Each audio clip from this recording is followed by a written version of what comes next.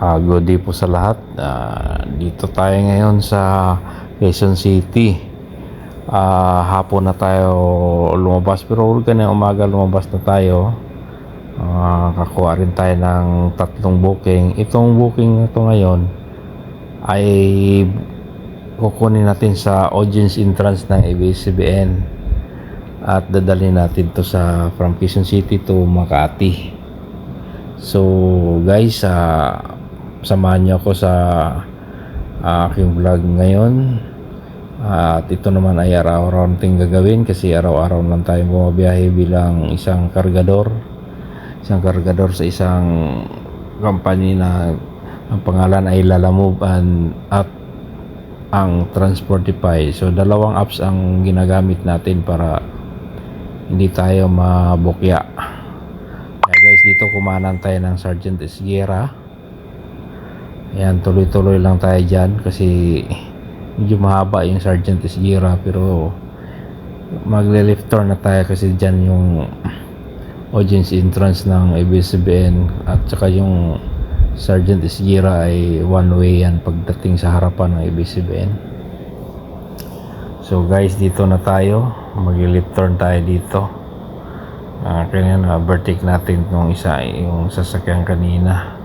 Ito yata in-overtaken ko kasi bagal at saka parang may hinahanap, kaya kukulitan ako. Kaya dito guys, kung manood kayo sa aking vlogs at mamamasyal kayo, tuturo ko naman sa inyo rin yung mga daan na to para pagka makapunta kayo dito, maalala nyo na ito pala yung dinadaanan ni Cargador Channel. Panoorin nyo ito, tingnan nyo yung sasakyan na yan, hindi mo alam kung saan pupunta. Kaya okay, unahan na kita. So tuloy-tuloy lang tayo dyan at dito tayo kakaliwa sa may isa rin to pala. Itong motor na to sumisingit, muntik na siya, tapos hindi man marunong mag-signal. Tayo naman defensive driver tayo, kaya pinagbigyan natin siya at pinanonood na lang natin siya, pero muntik siyang tumama sa van. Kaya guys, dito tayo, dito yung mga sasakyan niya ng kumakanan galing sa main ng ABS-CBN, at dito naghahantay sa atin yung natin booking dyan. Kaya lang yung mga tripod pala. So guys, naisakay na natin yung natin, may kasama palang isang staff ng taga ABS-CBN. Yun, mga tripod yan, saka mga tubo. May dagdag sila dyan kasi kasama yung kasamang tao. Actually bawal ng tao dyan, kaya siguro nag-take time, natutulog. May dual aircon naman tayo. Okay, let's go. Pupunta na natin tayo sa Makati. Doon sa Makati, doon natin ihatid yung natin, yung destination ng mga gamit nila. Baka may taping sila doon o hindi na lang ako nag-uusisa, baka sabihin maritis ako. Ayun guys, tuloy-tuloy lang tayo dyan. Tayo dyan, parang umiwas tayo ng sasakyan doon kasi mabagal yung isang luma to. Ito rin luma rin to kaya yan, tuloy-tuloy lang tayo guys. Dito tayo sa Gilmore yata to Gilmore dito sa may Quezon City, sa may New Manila. Maganda yung mga bahay dito. Yun ang pinakalumang village sa Quezon City. And dito yung bahay ni Erap, yung Boracay Mansion. At dito rin matagpuan yung Baliti Drive. Guys, dito matagpuan yung Baliti Drive at lumalabas tuwing yung mga episode dyan, tuwing undas or kalag-kalag tawag sa amin. Kaya napakatahimik yung Baliti Drive niyan at totoo maraming baliti doon. Dito yan, dito sa lugar ng San Manila.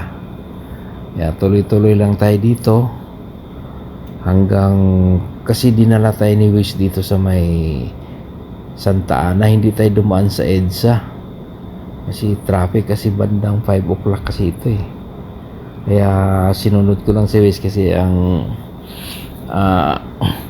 ang estimated time arrival naman yung 80 ay 1 hour and 20 minutes. So tingin ko tamang-tama lang din pagka Quezon City, Makati.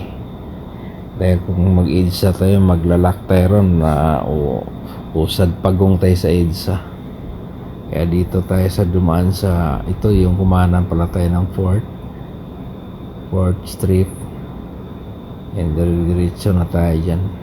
So after ng andito na tayo sa Makati, pero ito yung street ng yata to eh. Ito kumaliwa tayo ng sa Puti at tatawid tayo dito sa may Metropolitan at kakaliwa sa may Camagong. Kaya guys, yan tayo malapit na, medyo dumidilim-dilim na. Doon sa may Camagong kakaliwa na tayo, pero Makati area na to. Pero sakto pa naman yung naka yellow na tayo, pero nasa gitna tayo. Kailangan mag-move tayo, di tayo pwedeng tumigil doon dahil huhulihin tayo. Ayun guys, Makati na yan. Yun yung street ng ang tumbok natin, yan yun yung Ayala Extension.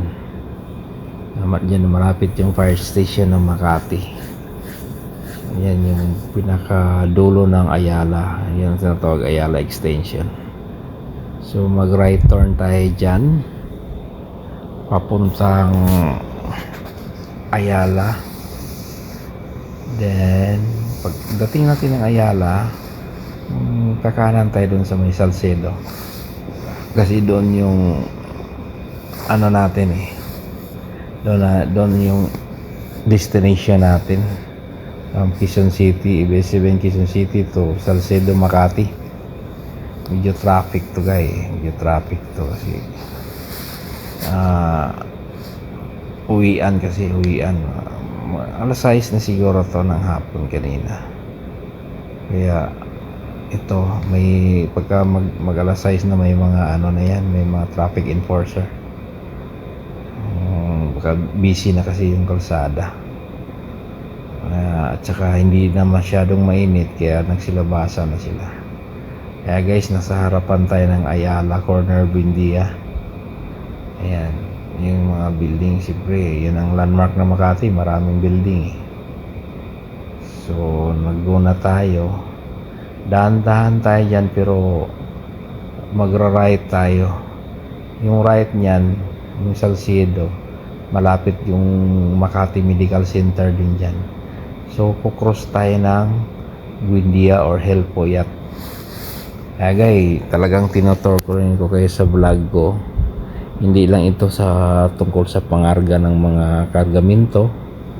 Ito rin ay tungkol sa may guide ko yung mga hindi pa nakapunta ng Maynila, at sa mga gusto pang pumunta ng Maynila na galing na dito, matandaan nyo itong mga dinadaanan natin.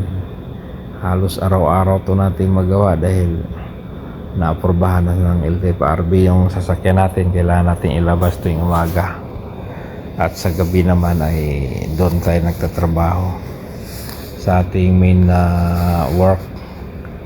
Kaya kailangan natin sulitin yung buong araw na pagsisikap, dahil may marami tayong estudyante. Kailangan natin matustusan yung mga pangailangan nila sa pag-aaral. Guys, tumawid tayo dito sa may De La Costa din.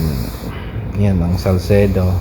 Kaya Salcedo Village or Salcedo Avenue, dito natin idadrop tong mga yung galing ng Quezon City, yung taga ABS-CBN, kasi wala yata sila, kulang sila ng sasakyan, or kaya color coding yung sasakyan nila, kaya nag-book sila ng Lalamove kaya tayo yung kinakuha. Tamang-tama rin from Quezon City. After nito mapapasok na tayo sa work natin kasi gabi na malilate na tayo. Tama lang naman din yung oras, sakto lang, kaya yan,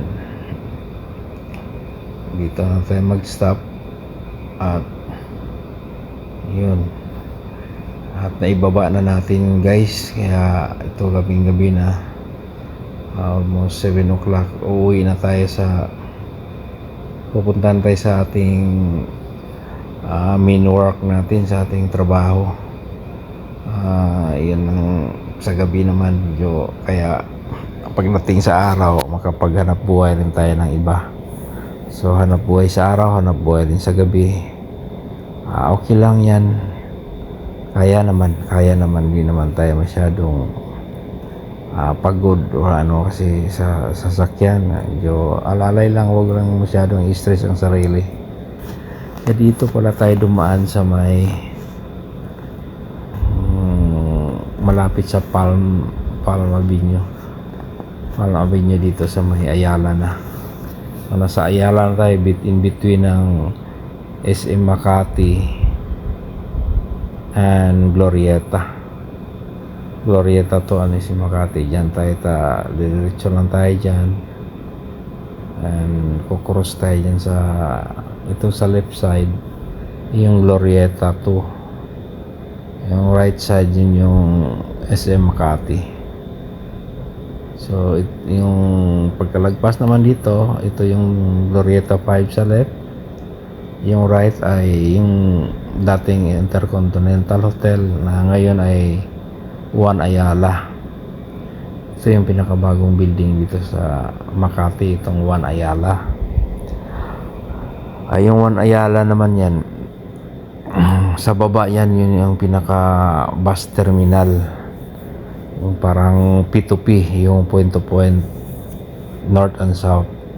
Kaya hindi nasiksikan yung bus terminal o nag-aagawa ng pasahero dyan, kasi dyan sila pumipila sa pinaka ground floor ng building. Din sa taas niyan ay mga offices and mall, One Ayala Mall.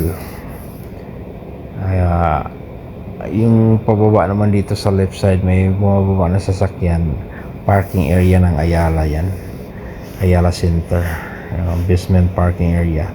So mag-right tayo dyan, tamang-tama, go na at go, pupunta na tayo sa ating trabaho.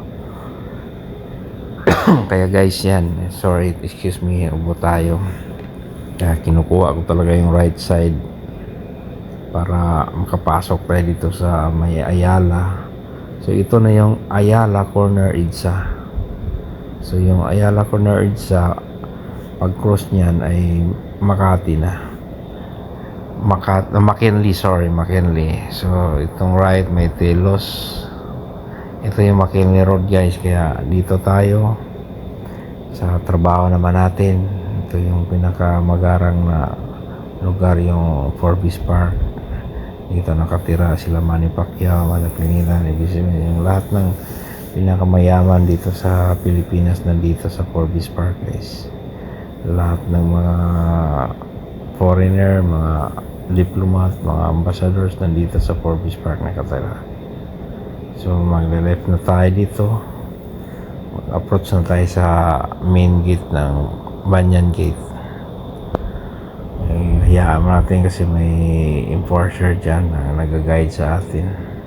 Hindi tayo pwede mag-left kasi mabibilis pa yung mga sasakyan. Hayaan natin ipa-stop sila ng enforcer at tayo na papasok. Ayan, tulad nyan, na-stop ng enforcer at mag-left turn na tayo. Papasok na tayo sa main gate. Ayan, naangat na yung barrier, ating barrier. Then tayo naman ay mag-swipe tayo ng ID natin.